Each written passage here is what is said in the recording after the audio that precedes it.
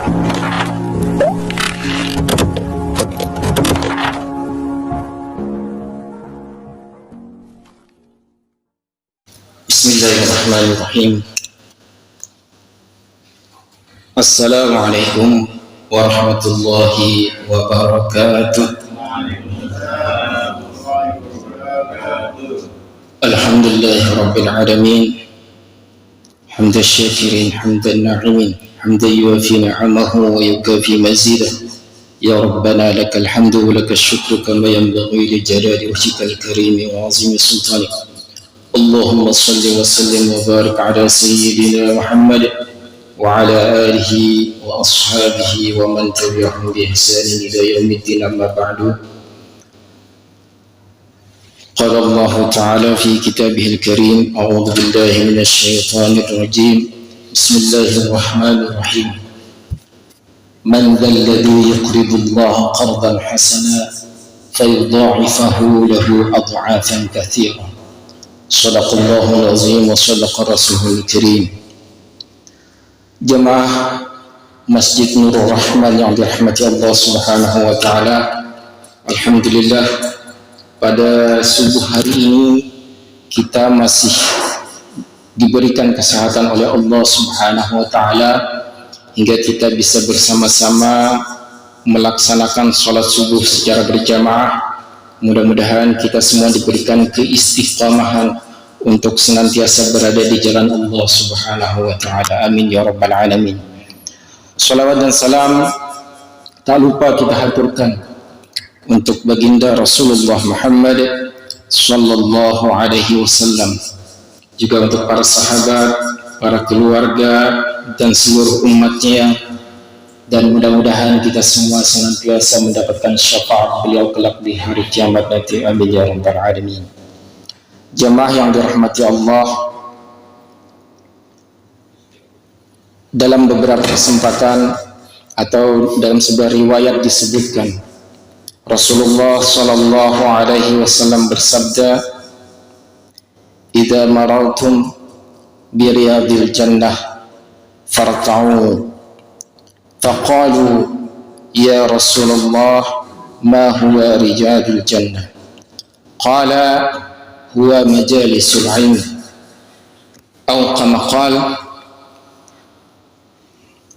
Rasulullah sallallahu alaihi wasallam bersabda, jika kalian melintasi taman dari taman surga, maka kata Rasulullah, farta'u, mampirlah kalian, singgahlah kalian.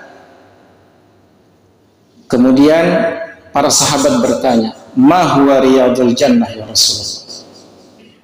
Jika kalian melintasi taman-taman surga, maka mampirlah kalian. Kemudian sahabat bertanya, ma huwa riyadul jannah? Apa itu taman-taman surga? Kemudian Rasulullah sallallahu alaihi wasallam menyatakan, huwa majalisul ilm, yakni majlis ilmu atau majlis zikir. Pada subuh kali ini, untuk yang kesekian kalinya kita semua duduk bermajlis ilmu. Mudah-mudahan niat tulus kita dari rumah selain melaksanakan salat subuh secara berjamaah juga dalam rangka untuk menuntut ilmu. Dan inilah yang disebut oleh Rasulullah sebagai taman dari taman surga.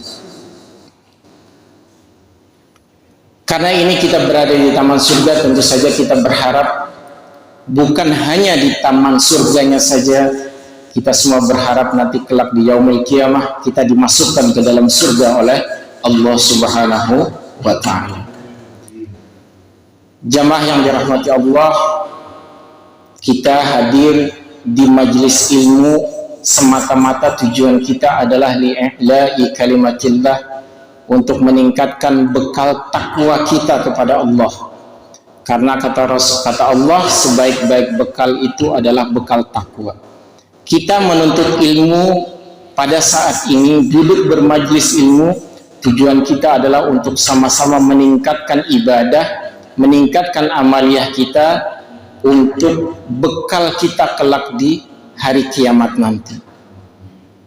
Kita tidak tahu mungkin saat kapan ketika kita duduk di majelis ilmu, mungkin disitulah Allah Subhanahu wa ta'ala memberikan hidayah, memberikan rahmat, memberikan ridhanya kepada kita, sehingga kita bisa dikumpulkan bersama orang-orang yang saleh, dikumpulkan bersama para anbiya atau para rasul-rasul Allah kelak di surganya nanti. Amin ya rabbal alamin. Kita bermajelis ilmu bukan semata-mata karena makanan. Hari ini apa snack? Ada rawon.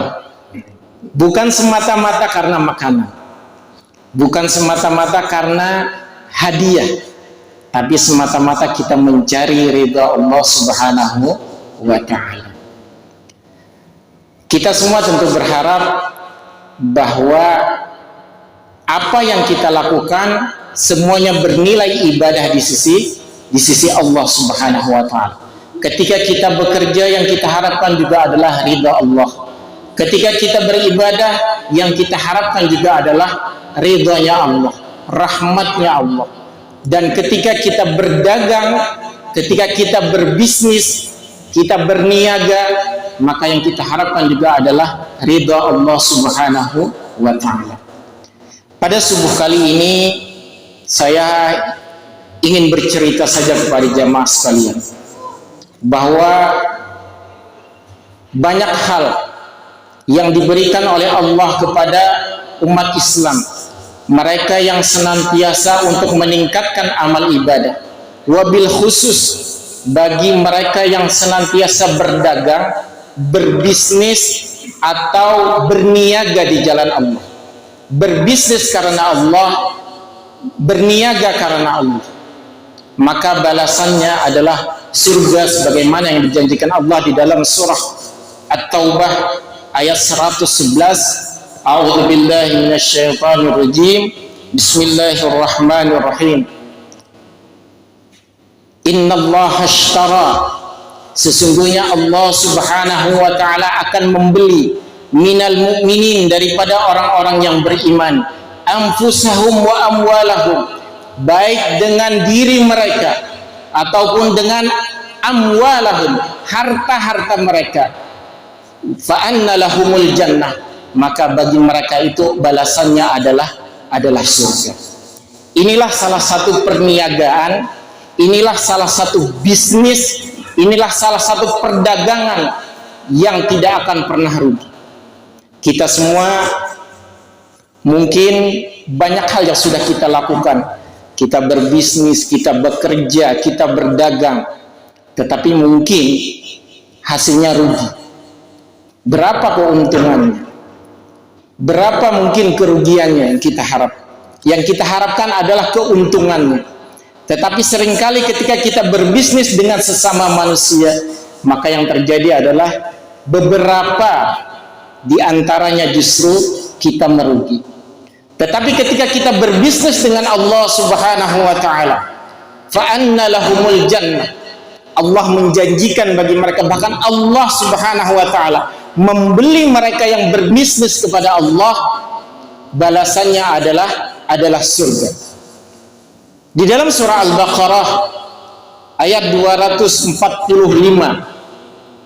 Allah Subhanahu wa ta'ala juga berfirman, man dalladhi yuqridullaha qardan hasana fayudha'ifahu lahu ad'afan katsira.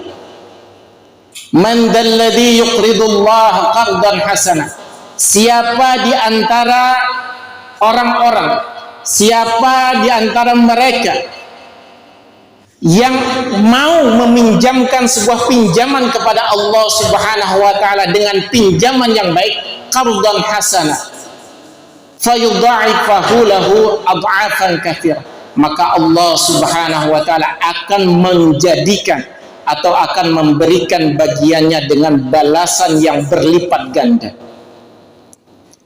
Apa perdagangan yang dijanjikan oleh Allah, atau apa pinjaman yang diberikan oleh Allah Subhanahu wa ta'ala kepada orang-orang yang beriman? Salah satunya adalah mereka yang senantiasa menginfakkan harta mereka di jalan Allah Subhanahu wa ta'ala. Kita semua tentu berharap bahwa harta kita, jiwa kita, semuanya adalah milik Allah Subhanahu wa ta'ala. Maka bagaimana kita menginfakkan waktu kita, jiwa kita, bahkan harta kita kepada Allah Subhanahu wa ta'ala, atau kita infakkan di jalan Allah Subhanahu wa ta'ala. Saat ini mungkin kita banyak melihat saudara-saudara kita yang sedang berada dalam kekurangan. Bahkan ketika pandemi, tetangga-tetangga kita ada yang terkena COVID-19. Ayahnya yang terkena, kemudian Allah Subhanahu wa ta'ala menjadikannya wafat. Maka muncullah para janda, juga terjadilah atau muncullah anak-anak yatim piatu. Tetangga-tetangga kita saat ini banyak. Maka bagaimana kita yang diberikan kelebihan rizki oleh Allah Subhanahu wa ta'ala, kita mau mendermakan sebagian dari rizki kita. Bahkan mungkin bukan hanya sebatas membantu dalam hal materi, tetapi kita juga bisa membantu dengan tenaga kita. Kita bersyukur ketika misalnya kita pengajian ini pun kita diberikan rizki oleh Allah Subhanahu wa ta'ala melalui tangan-tangan yang tidak pernah terlihat. Siapa tangan-tangan yang tidak pernah terlihat? Mungkin kita diberikan kemudahan, diberikan rizki. Hari ini alhamdulillah, habis pengajian kita akan menikmati apa tadi? Rawon. Ini adalah salah satu rizki yang diberikan oleh Allah. Ketika kita mau menginfakkan harta kita, menginfakkan jiwa kita, maka Allah Subhanahu wa ta'ala menjanjikan akan memberikan rizki kepada kita dari yang tidak pernah kita sangka-sangka. Wa may yattaqillaha yaj'al lahu makhraja wa yarzuqhu min haitsu la yahtasib. Wa may yatawakkal 'ala Allah fahuwa hasbuh. Innallaha balighu amrihi qad ja'ala Allahu likulli syai'in qadra. Siapa yang bertakwa kepada Allah Subhanahu wa ta'ala, maka Allah Subhanahu wa ta'ala akan memberikan kepadanya rizki dari jalan yang tidak pernah mereka sangka-sangka. Saya ingin bercerita peristiwa yang terjadi di zaman Rasulullah Sallallahu Alaihi Wasallam. Kita semua kenal putri beliau yang bernama Fatimahuz Zahra dan suaminya yang bernama Ali bin Abi Thalib. Suatu ketika Sayyidina Ali pulang dari Masjid Nabawi menuju rumahnya. Ketika sampai di rumah, Ali kepengen makan. Ternyata di rumah Fatimahuz Zahra tidak tersedia makanan untuk Sayyidina Ali bin Abi Thalib. Lalu kemudian Fatimah menyatakan, saya hanya punya uang sebesar 6 dirham. Belikanlah uang ini gandum untuk makanan kita bersama-sama, juga untuk putra kita Hasan dan Husain. Maka kemudian berangkatlah Sayyidina Ali ke pasar untuk menukar gandum.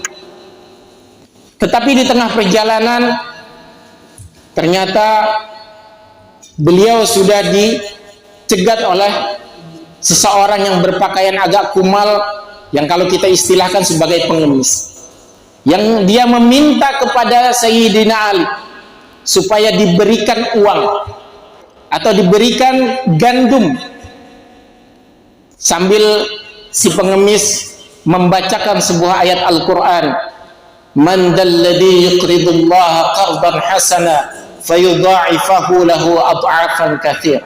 Siapa yang memberikan pinjaman kepada Allah Subhanahu wa ta'ala, maka Allah akan menggantinya dengan balasan yang berlipat ganda. Maka ketika sampai di rumah, Ali yang tadi sudah memberikan seluruh harta yang dia bawa untuk keluarganya yang diberikan kepada seorang pengemis. Maka ketika sampai di rumah, Fatimah yang melihat suaminya tidak membawa apa-apa menjadi bersedih. Lalu kemudian ditanya oleh Fatimah, wahai putra dari Abi Thalib, putra dari ayahnya, apa yang kamu bawa? Lalu kemudian Sayyidina Ali berkata, saya tidak membawa apa-apa, karena uang yang tadi saya bawa telah saya pinjamkan kepada Allah Subhanahu wa Ta'ala. Saya telah meminjamkannya kepada Allah melalui perantaraan seorang pengemis. Lalu kemudian Sayyidina Ali bertanya, bagaimana kira-kira pendapatmu apa yang telah aku lakukan? Maka Fatimahuz Zahra, putri kesayangan Rasulullah, kemudian tersenyum. Kalau itu juga yang aku alami, maka seperti itu jugalah yang akan aku lakukan. Biarlah kita hidup dalam keadaan kelaparan, yang penting kita telah memberikan pinjaman kita kepada Allah Subhanahu wa Ta'ala. Kita bertransaksi, berjual beli dengan Allah, memberikan pinjaman kepada Allah. Maka kemudian Sayyidina Ali berangkat kembali. Setelah dari rumah, berangkat lagi. Di dalam perjalanannya Sayyidina Ali bertemu dengan seseorang yang sedang membawa kambing. Dalam sebuah riwayat ada yang mengatakan membawa seekor unta. Dan kemudian si pembawa unta ini kemudian menawarkan unta itu kepada Sayyidina Ali. Sayyidina Ali berkata, saya tidak memiliki uang, saya tidak memiliki harta benda. Ya sudah, nggak apa-apa, yang penting ini silahkan kamu jual, kalau nanti laku baru uangnya dibayarkan kepada saya. Nilainya sebesar 100 dirham. Maka kemudian hewan itu dibawa oleh Ali ke pasar, dan di pasar ternyata laku. Hewan yang dibawa oleh Sayyidina Ali laku seharga 160 dirham. Dalam sebuah riwayat juga dikatakan sebesar 300 dirham. Lalu kembali dan uang yang 100 dirham diserahkan kepada pemilik dari hewan yang pertama tadi. Kemudian Sayyidina Ali membawa pulang sebesar 60 dirham dari perdagangan yang dia lakukan. Kemudian Sayyidina Ali menyatakan kepada istrinya Fatimahuz Zahra, inilah salah satu perdagangan atau pinjaman yang telah kita berikan kepada, yang telah kita pinjamkan kepada Allah Subhanahu wa Ta'ala. Kejadian ini kemudian disampaikan oleh Sayyidina Ali kepada Rasulullah Sallallahu Alaihi Wasallam. Dan apa jawaban Rasulullah? Orang yang pertama yang meminjam atau mengambil hartamu, yang mengemis meminta hartamu, dia adalah malaikat Jibril yang diserupakan oleh Allah Subhanahu wa Ta'ala sebagai seorang pengemis. Dan siapa yang kemudian menjadi pembawa kambing yang tadi harganya sebesar 100 dirham, dia adalah malaikat Mikail. Lalu siapa pembelinya? Dalam sebuah riwayat disebutkan bahwa pembelinya adalah malaikat Israfil. Ini adalah pinjaman yang diberikan oleh Allah, atau pinjaman yang diberikan oleh Sayyidina Ali, meminjamkan kepada Allah Subhanahu wa Ta'ala, yang ternyata balasannya begitu berlipat ganda. Dan kita juga tentu berharap bahwa sebagian rizki yang telah kita infakkan, kita sedekahkan, kita membantu saudara-saudara kita, atau yang kita infakkan ke masjid, membantu pembangunan masjid, atau membantu kemakmuran masjid, harta yang kita infakkan untuk kemakmuran pengajian misalnya, seperti yang telah lakukan hari ini, ini adalah sesuatu yang luar biasa. Ini adalah pinjaman yang dipinjamkan kepada Allah Subhanahu wa Ta'ala. Jadi betapa luar biasanya kalau kita meyakini bahwa selama ini kita sudah sering kali mendengar bahwa betapa dahsyatnya ketika kita berinfak, ketika kita bersedekah. Bahkan di dalam Al-Quran, di surah Al-Baqarah ayat 261, orang yang perumpamaan bagi mereka yang menginfakkan hartanya di jalan Allah, di jalan Allah Subhanahu wa taala, kamathali habbatin sab'a sanabil, menjadi 7 tangkai, setiap satu tangkai menjadi 7 tangkai, sebanyak 100 tangkai, 100 buah. Ini betapa luar biasanya, bahkan ada yang menyebutkan sampai 700 kali balasannya. Ini adalah balasan yang diberikan oleh Allah ketika kita semua terus berupaya, kita memberikan atau menginfakkan sebagian dari rezeki kita di jalan Allah Subhanahu wa taala. Kita membantu pembangunan masjid, kita membantu saudara-saudara kita yang sedang kelaparan, kita membantu saudara-saudara kita yang membutuhkan, atau kepada anak yatim, atau kepada du'afa. Mungkin dengan perantaraan itulah, yang keikhlasan yang kita berikan, mungkin dari situlah kita akan dimasukkan ke dalam surga oleh Allah Subhanahu wa ta'ala. Satu lagi saya ingin bercerita. Kejadian ini masih baru, dalam artian mungkin sudah kurang lebih 20 tahun yang silam. Ada seorang pengusaha konveksi namanya Syekh Al-Haisam. Dia bercerita kepada seorang sahabatnya yang bernama Dr. Muhammad Khair As-Sa'al. Dia bercerita, wahai Muhammad Sa'il, wahai doktor, saya adalah pengusaha konveksi dan saya mempunyai tetangga.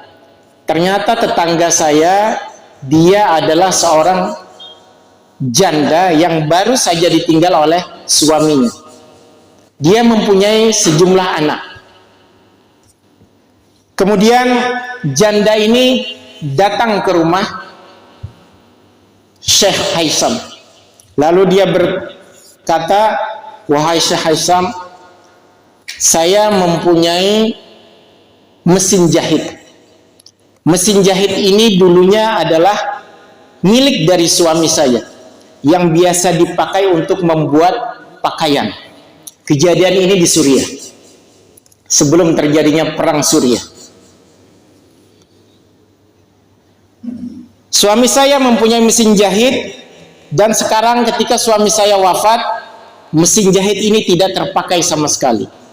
Saya ingin menyewakan mesin jahit ini kepada Syekh Haisam supaya nanti bisa dipakai, dan kemudian hasil sewanya nanti akan kami pakai buat menghidupi anak-anak yatim saya. Kemudian oke lah, kata Syekh Haisam, walaupun sebenarnya dia tidak menyukai, karena dia sudah sebagai pengusaha konveksi, mesin jahitnya lebih banyak gitu, dan lebih bagus. Tetapi dia tidak ingin mengecewakan seorang janda ini. Oke, bawalah sekarang mesin jahitnya ke sini. Kemudian ketika mesin jahit dibawa, ditanyakan oleh Syekh Haisam, berapa kira-kira mesin jahit ini akan engkau sewakan setiap bulannya? Disebutkan besarannya adalah sebesar 3.000 lira. 3.000 lira. Lalu kemudian ketika mesin jahit itu sampai di hadapan Syekh Haisam, ternyata mesin jahitnya sudah kuno, sudah tidak cocok lagi untuk dipakai di tempat konveksinya Syekh Haisam. Akhirnya mesin jahit itu diletakkan di pojok workshopnya, tempat usahanya Syekh Haisam, di pabriknya, di konveksinya. 10 tahun berjalan, setiap bulan Syekh Haisam selalu membayar sewa kepada si janda tadi. Padahal mesin konveksi itu tidak pernah dipakai sama sekali. Mesin jahit itu tidak pernah dipakai. Ini dalam upaya Syekh Haisam hanya membantu janda yang sedang menghidupi anak-anak yatimnya. Sampai suatu ketika usaha semakin maju, maka kemudian pindahlah Syekh Haisam ini ke tengah-tengah perkotaan. Ketika pindah, usaha terus berjalan baik. Tiba-tiba seperti yang pernah kita dengar, terjadilah perang Suriah beberapa waktu yang silam. Apa yang terjadi?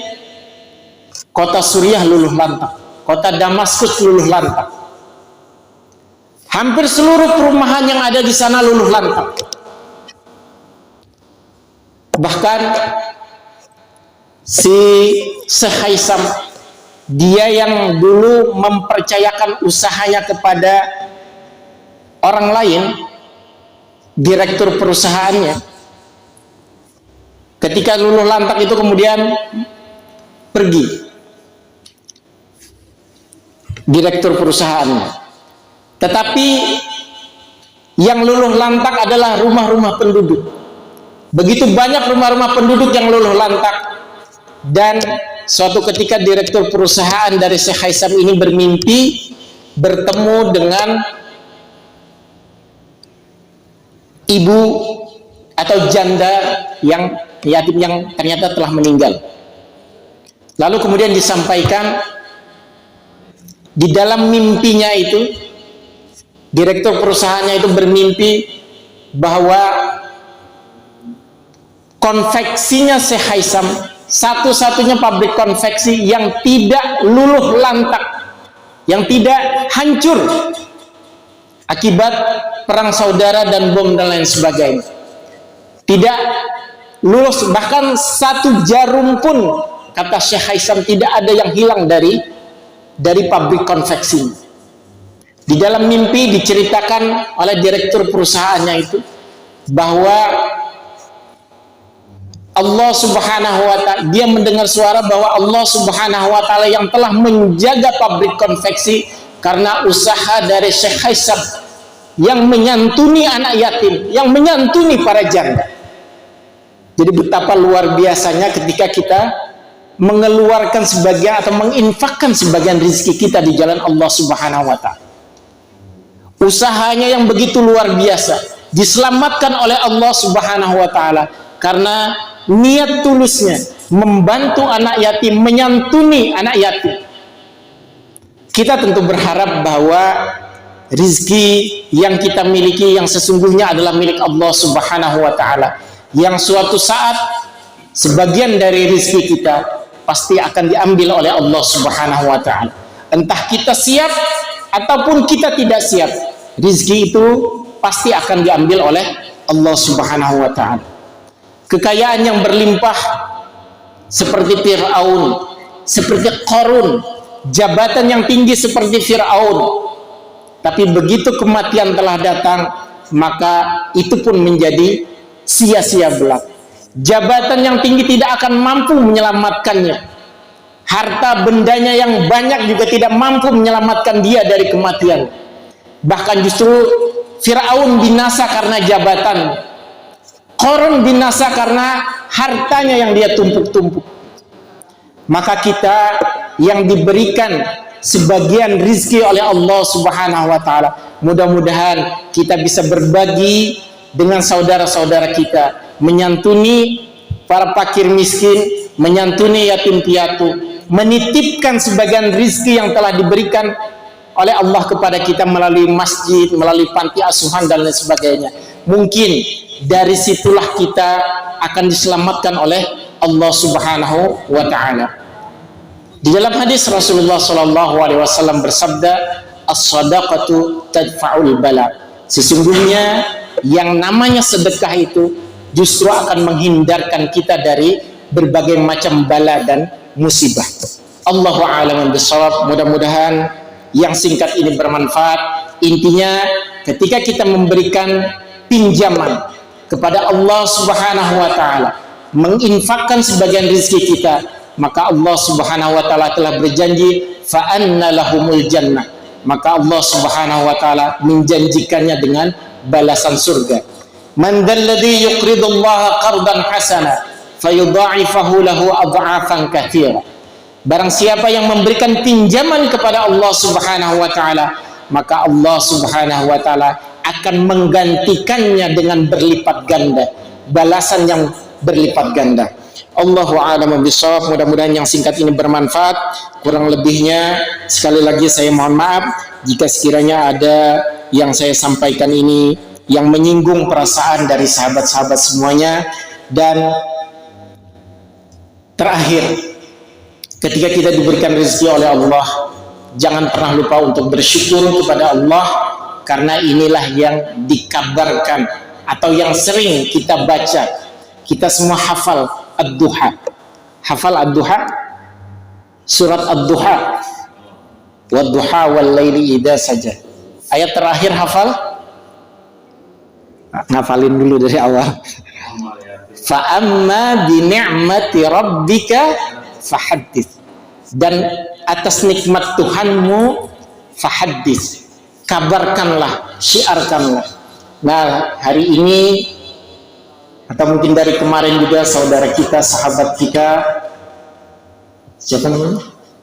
Mas Huda, yang renovasi rumah, yang sedang merenovasi rumah. Alhamdulillah rumahnya sudah makin bagus. Hari ini beliau menginfakkan sebagian dari rezeki yang dimilikinya untuk jamaah Masjid Nurul Rahman melalui melalui rawat itu. Jadi kita berdoa bersama-sama untuk kita semua, juga untuk Pak Huda. Mudah-mudahan kita semua diberikan rezeki yang banyak oleh Allah Subhanahu wa taala, yang halal, yang manfaat dan barokah. Keluarga kita dijadikan keluarga yang sakinah, mawaddah warahmah. Anak-anak kita dijadikan anak-anak yang soleh dan solehah. Amin ya rabbal alamin. على هدينا وكل نية صالحة إلى حضرة النبي المصطفى محمد صلى الله عليه وسلم. سأعود الله له العفا.